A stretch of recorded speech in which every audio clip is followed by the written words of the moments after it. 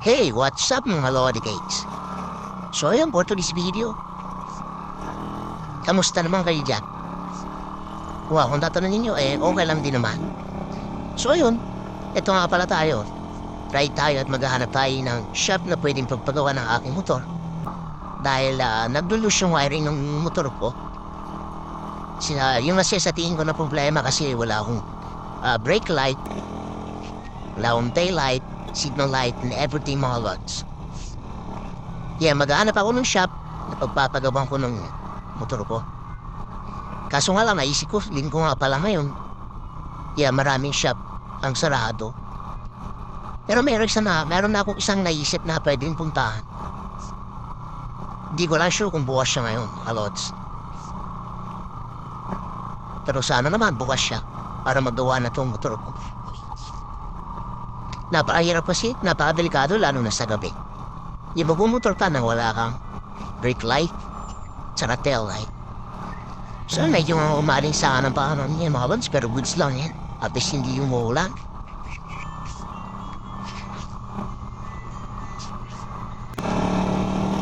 So shoutout nga pala mga lods. Shoutout sa inyo mga followers po, saka sa mga magpapalo pala mga lods. Salamat sa support nyo mga lodi ha. Nandito tayo ngayon sa simbahan ng San Simon. Nandito nga pala ako, Lods, Las Marinas, Cavite. Dito niya lang naman ako madalas matatagpuan, mga Lods.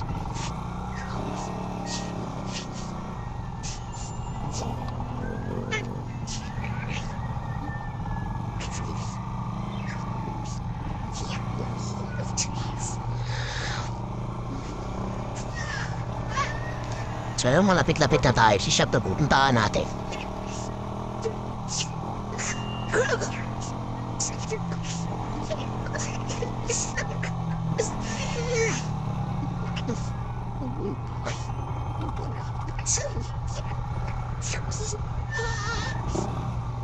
Biglang tinigil si Mano. Kaya pala may tumuhid. Makes you go down, and she's in a worse place for a kitty corn. Go be blaring. So yun, andito yung shop niya sa ibandang kanan mga lods.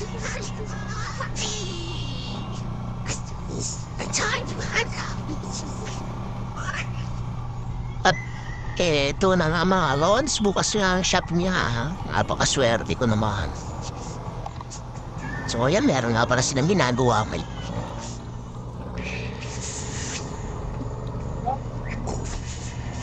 Katuwa ko na.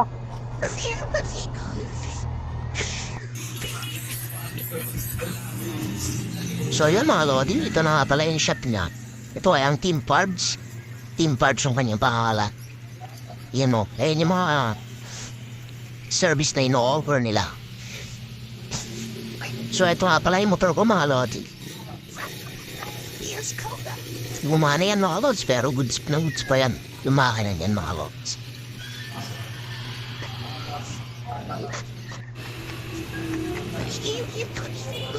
So yun, eto nga pala si Tropa, Lord. Sa kanya yung papagawa yung motor. Ito si Kuya, mga Lods eh. Actually, hindi ko dapat yung Kuya to kasi tingin ko magasinidad na Meron? niya. Yung Tropa Sa na Facebook lang. lang. Baka mas matanda pa ako dito. Pero yan mga Lord, goods na goods talaga ito siya gumawa. Yung dati kasi nung pagawa ko sa kanya.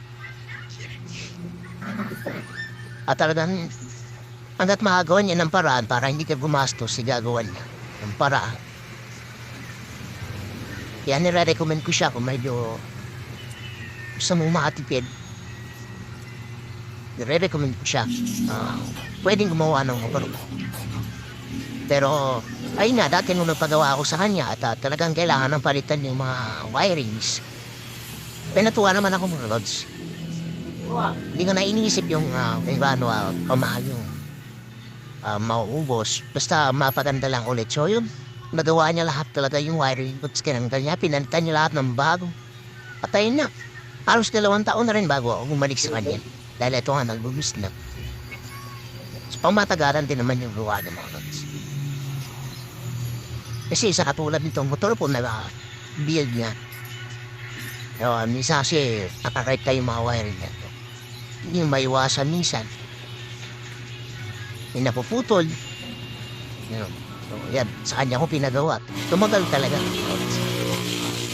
So, ayan, shoutout sa'yo, tropa. Lagi ako nagpapagawa sa'yo, pero hindi ko pa rin ako tatanungin pa hawag mo. Ma-mention ko man lang sana sa mga videos ko. Pero okay lang yan, mga lods. Nasa video naman na kaya. Alam kong magaling ka naman talaga doon. So ako nga pala yan, mga lods, ha. Makita niyo ako sa daan na ba? Baka naman. So, nandito na lang pala, lods, yung video ko kasi naloobat ako eh. Hindi ko na natapos. Pero goods talaga ang nangyari sa motor ko, mga lods. Goods talaga. Tumata na naman ang ayos. That's all for today's video, mga lodi cakes. I love you.